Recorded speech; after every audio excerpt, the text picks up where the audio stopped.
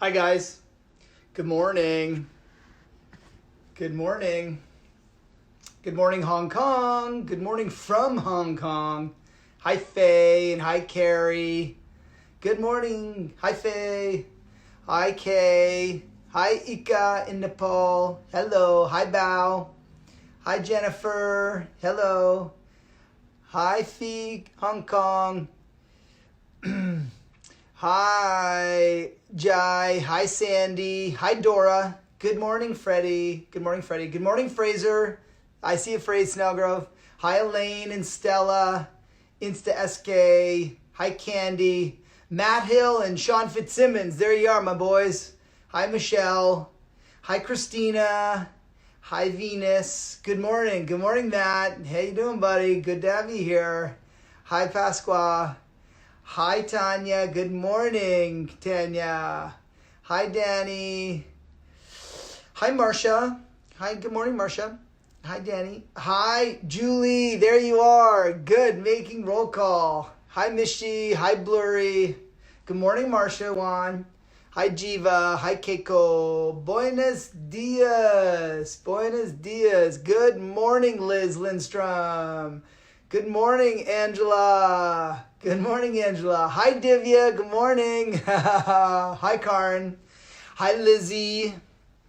Good morning. It's raining in Malaysia. Hi, Summer. Hi, Keiko. Bertina, Toronto. Hi, Anna Eccles. Good morning. Good morning, Wen. Good morning, Linda and June.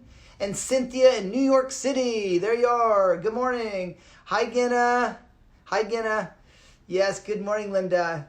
Good morning, Angela and Bhavna. Good morning, Sarah B. Good morning, Agnes Law, Pansy and Shenzhen. Good morning. There's Stu from Baja, Mexico, and Vivian in Washington. Good morning. Hi, Monica in Singapore.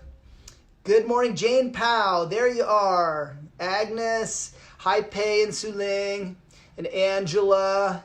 Good morning, Angela. Good morning, Natalie.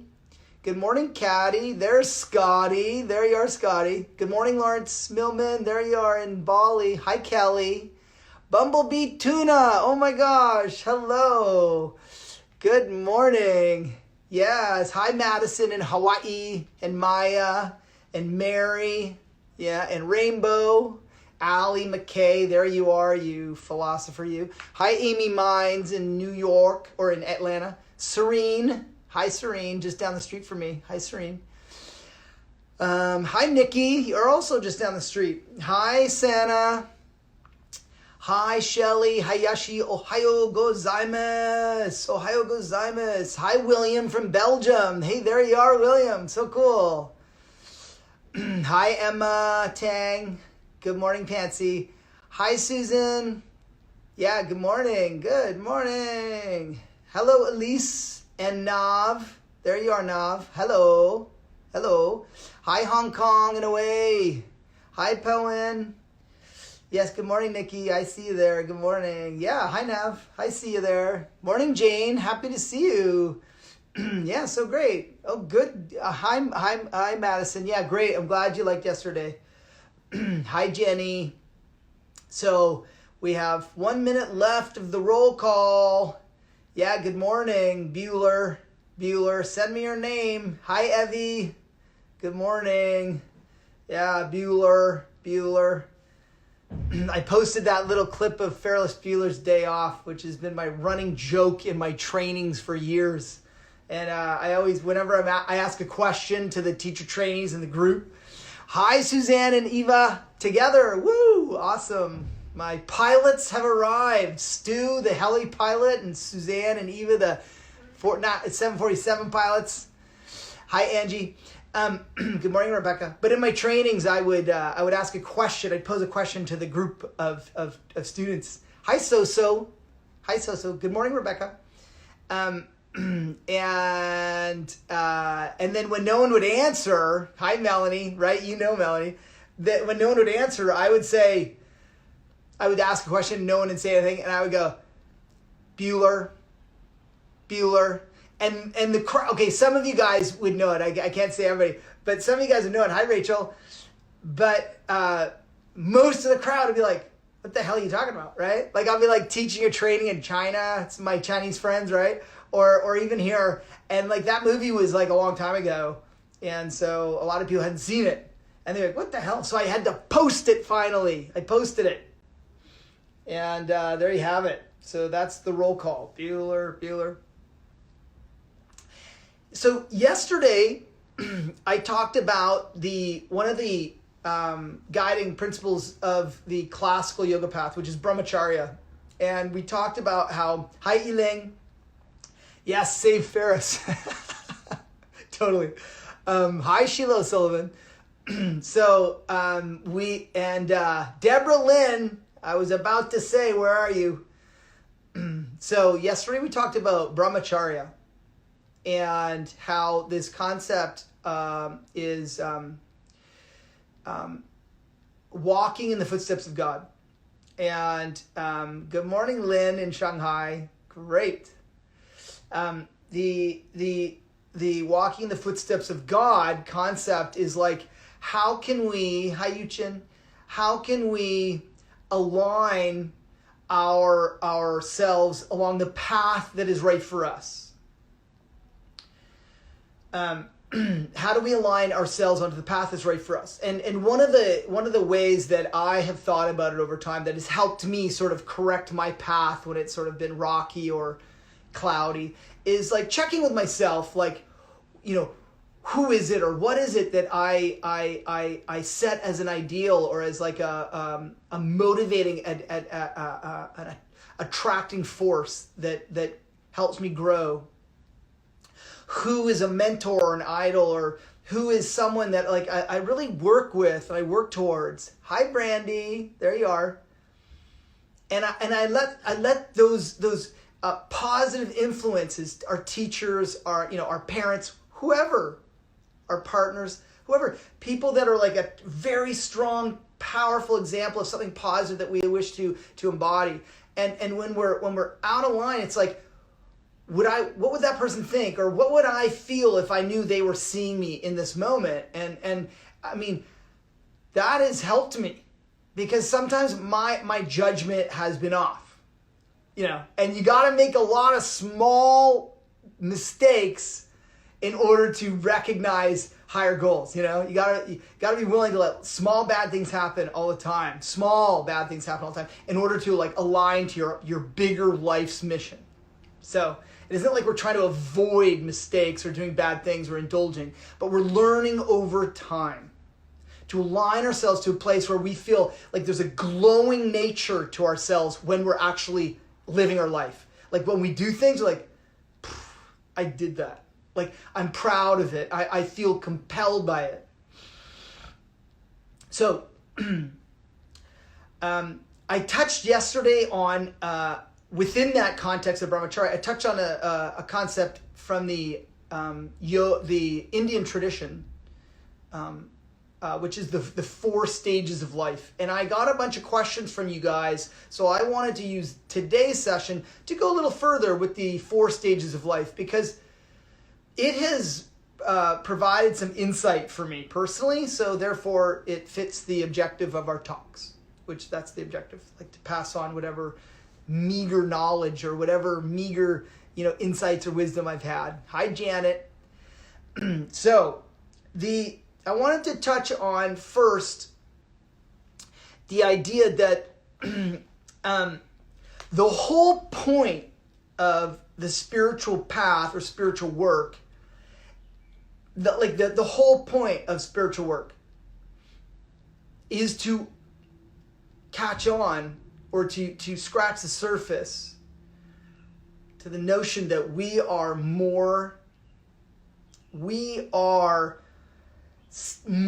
we appear to be.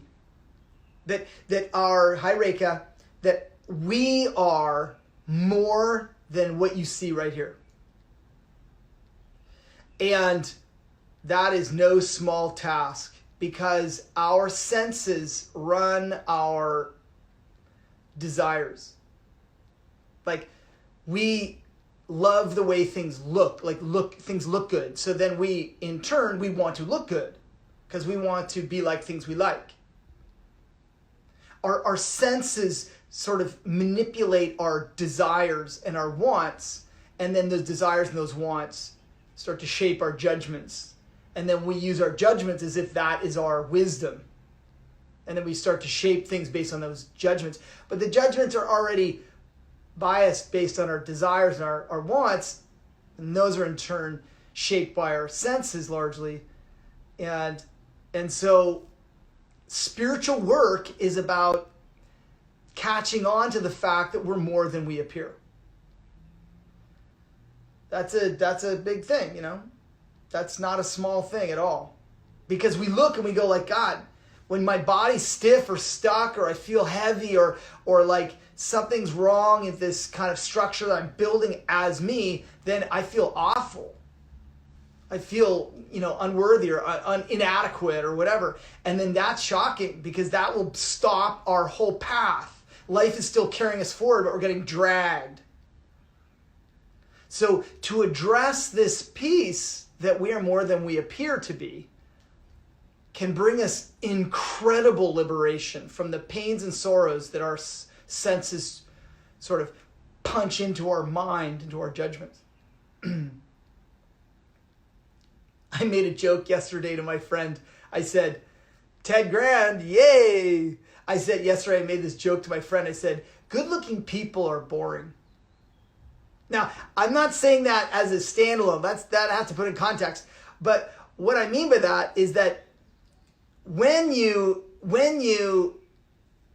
if you have what society really likes, like if you're, and I'm thinking about men mostly, tall, dark, and handsome, the bloody opposite to me, then you can kind of get away with that and doors open. Whereas, if you're less in that sort of physical form, you kind of got to struggle and figure something out. Now, it's a joke because it's not true.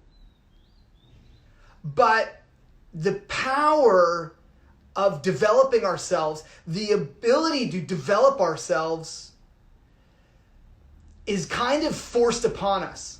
This brings us to Stu, yeah. You're very interesting. So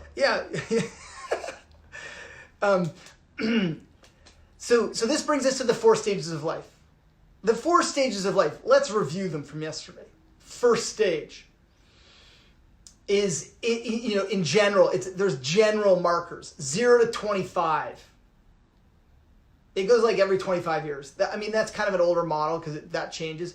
But it's sort of, hi Basha, hi Mana, hi Jordy. So there's this sliding scale. But the first 25 years is this period of time where we are best suited to educate ourselves, to accumulate knowledge and food, to build a body so we're strong, so we have like this physical wealth and this mental wealth of knowledge so that we can actually fend for ourselves in life. So those first years, we're not independent. Kids want to be independent and the parents and teachers are like, sit down, shut up, and just listen, right? It's good. It's true. Because in those first years, it's like you're one of those little Bambis out in the Serengeti, and it's like you got to learn how to hunt from your mom and your dad, and you got to learn how to eat because everyone's going to eat fast. You got to get enough. You have to learn how, like, what's that when the sky gets dark? What does that mean? It's going to rain. You got to like prepare for it. All those things are not necessarily inherent. We have to learn so much of it. Social interaction, we got to learn how to learn. We go to school to learn how to learn, and all this. And those first 25 years, I didn't really care about learning. I was like a dreamer. I was like in the clouds. I already told you I was not like a Rhodes Scholar from formal education. Like I took a while to catch on to things. But those first years are aimed at education and get disciplined, get strong, build yourself up as best you can. The second stage is where you apply your strength you apply your knowledge, and you go and you develop your life. If the second 25 years or whatever, second stage of life is about enjoying the knowledge you accrued, enjoying the strength and the skills you accrued, you go and apply yourself. Like you get out of the military and you go apply all this amazing discipline and you build a business and you have a family. Or you get out of like school and you have a relationship, a romance. You've learned how to talk. You've learned how to move your body. You went to sex education. Who did anyway? Like who taught us that? That was trial and error. But all this stuff, you apply yourself and you build a life. You build a family and then you build wealth and you make money and wow, it's fun. You learn how to spend money and earn money and you just go for it. And then the third stage is about 25 to 75, given this concept model. And that's where you grow a conscience. And you realize it's not all about me. And you start to extract the wisdom. You look back, self-reflecting, you look back and you extract the wisdom from that second phase where you use your knowledge, you use your strength, confidence, and you built things and you gained all this material wealth and these relationships and tons of friends and girlfriends and boyfriends and ex-wives and new wives and ex-husbands, new husbands, blah, blah. And this third phase was like, aha, I'm catching on to things. And you say, okay, I had this wild experience, night clubbing and DJing and whatever. Eating pizza at 3 a.m, chugging a case of beer. And this next stage is like, okay, there's like some wisdom to garner from this. Because I'm a part of the whole. That I'm part of this huge community of humanity and this earth and nature, the cycle of nature. And then there you start to give back. You start to say, okay, I've made what I've made, okay? And now I need to like take part of my time and effort and even money or whatever and start to like give back and have office hours for the world to come and check. Can I help you? I've had some experience.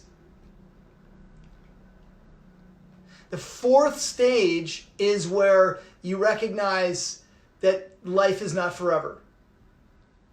And that is, they call it the Sunnyasan Stage, where you go deeper into yourself. You start to let go of like trying to fix things and help people and all that. And you go, my sole responsibility is my own soul now. And the last stage is like this liberated stage, moksha, the liberation of like realizing the one at the end with the most toys does not win. I remember when I was in high school, one of my friends was his father was really successful, and on the wall of their living room they had this painted image. It was like a painting. It was a painting, huge painting on his wall, and it was this mansion on a hill with a five car garage. There's like a Lamborghini Countach. Oh, remember those? Amazing. The best rear end of any car, the Lamborghini Countach. Then there's a Ferrari Testarossa. Not bad. Close second. Crockett and Tubbs, Miami Vice. The third was Corvette Stingray, my dad's favorite car. Awesome. Awesome. And then there was like, I can't remember, like a Mercedes. And then I think they might have thrown in a Porsche. Most beautiful car ever made, 911. But they threw it in like whatever, and that. But there's all these gorgeous cars in this mansion. And it said the one the one with the most toys at the end wins. And I was like, this is sort of a weird poster or a painting on the wall. But anyway, I think back and I'm like, God, that's where a lot of our minds get to. I need to get as much stuff as I can, like as if that is going to bring us fulfillment, right?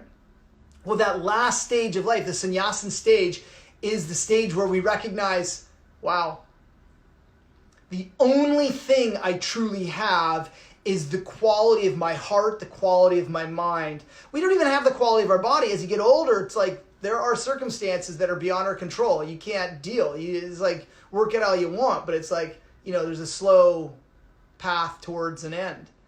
But the quality of our heart and mind, you could be on your deathbed at 101, like Krishnamacharya died at 101. My grandmother Creelman died at 101. And it's like, you get to that point, and it's like, at that stage, you either did some work to liberate from the entanglement of like our ego and our wants and our desires and our attachment, and you're like, you feel free and you feel like, wow, I like accepting the notion that nothing lasts forever.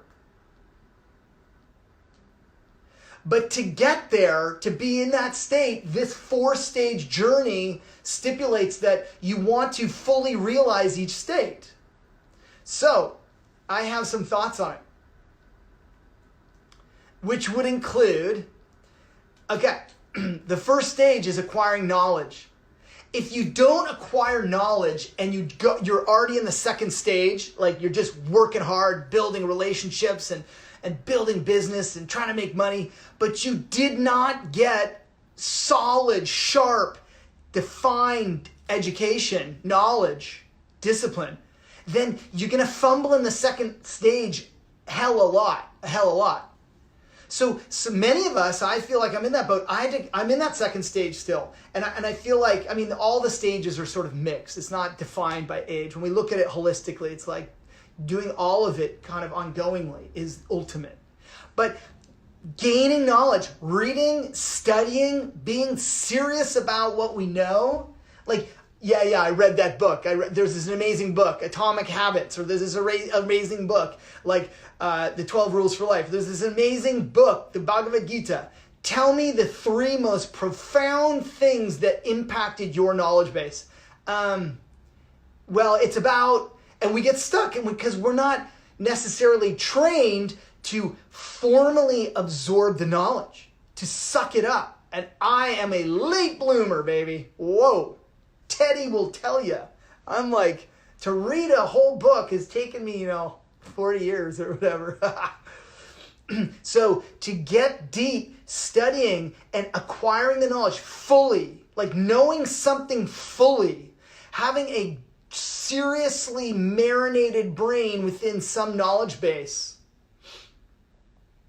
will translate to a lot of other things once you're in the second stage. Like, my sister has some really close friends that are like, world famous rock stars, people that are like, whoa, amazing. What? How do you become that? That went to West Point military school. I was always like, how did that happen? Because if you are seriously formed and educated in something and like disciplined, like sit down, shut up, do it, blah, blah, blah, whatever, like seriously formed, then when you get to the next stage and you're free to do something, you have skills, you got swords, you got bow and arrows to like form something within the chaos of society. But if we don't have that, if we don't really know the ins and outs of things, then trying to build and enjoy life is chaos. So some of us need to go back into that.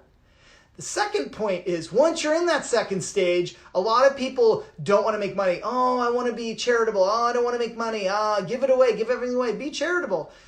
I don't think that's not fulfilling the second phase. The second phase, if you want to be in the social duty, the dharmic phase, that third phase where you start to give back to society, if you haven't accrued your own point, your own egg, you will always feel this, we as humans need to assert ourselves and make something and have something before we start to go, okay, people, it's not all about having money and wealth. But you can't,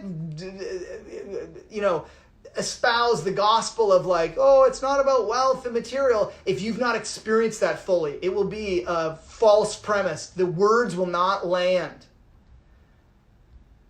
When someone really puts the work in and accrues something for themselves, builds a home or builds a relationship or builds some material wealth, money, whatever it is, Bitcoin, I don't know, whatever.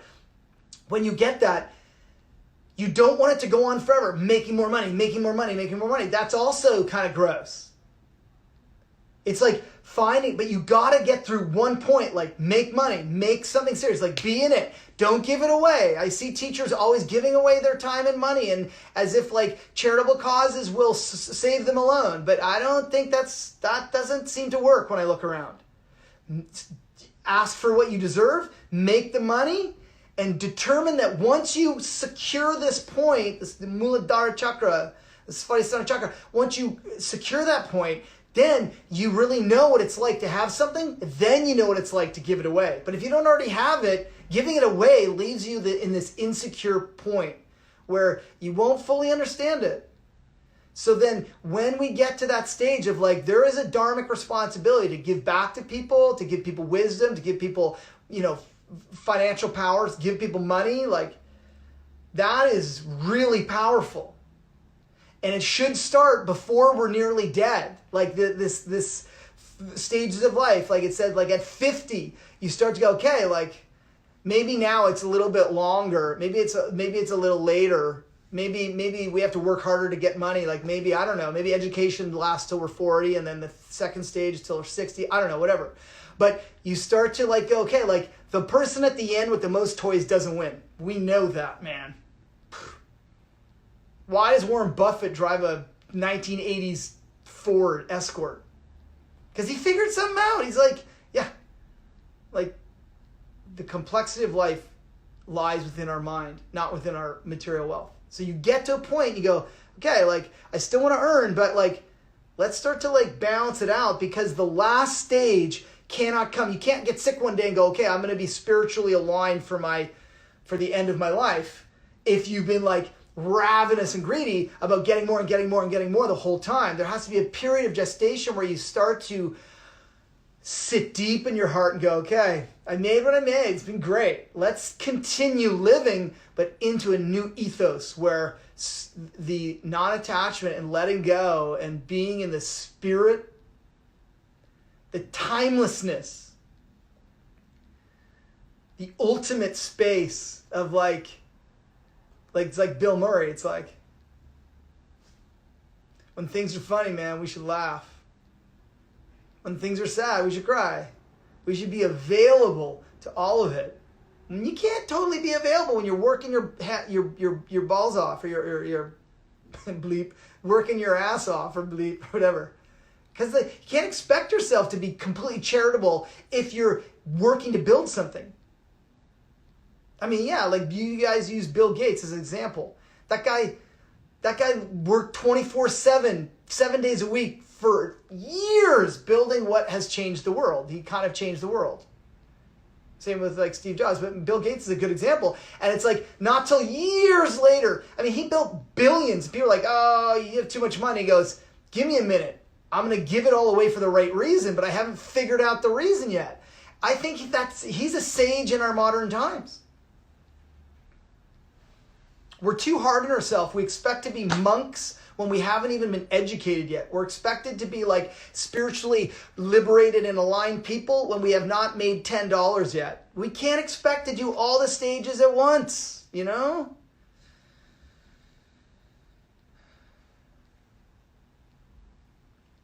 Carl Jung, the genius, had a great saying. He was talking about God and how people are seeking God, you know? And he said, in the modern world, modern people don't see God because they don't look low enough. Modern people, Ali Bogard, thank God for you. Modern people don't see God because they don't look low enough. And I find that just hauntingly rich. It's like, we are like, oh, I'm going to be spiritual. I'm going to be liberated. It's like, okay, maybe get some have gravity to your knowledge. Learn something, study. And with that, make some money. Do it. And from that nut, then align to people and like give back. And this will give us a trajectory. But we skip forward too fast and we look up. God's up there. Maybe God's down there. I don't know. Half an hour. Bang. Gone. Hey, come back tomorrow, you chickens. And bring your friends. Get this roll call. The roll call will be the whole 25 minutes. That'd be awesome. That's my goal. I want 25 minutes of roll call. And then I'll just drop like one word. Boom. I'm not that intelligent. That would be, one of you guys have to do that. It's 10 o'clock. I've got to teach yoga, people. That's Mount Kailash.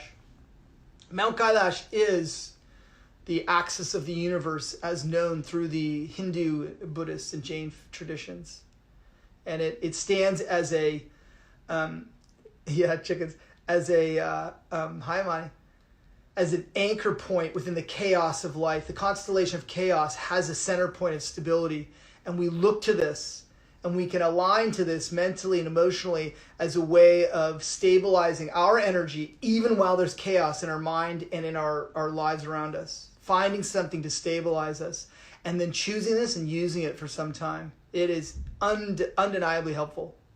That's Muhammad Ali. He's one of the examples for me that I aspire to live by my values as he did, and to be able to articulate these values in words like he was. He's such an amazing guy.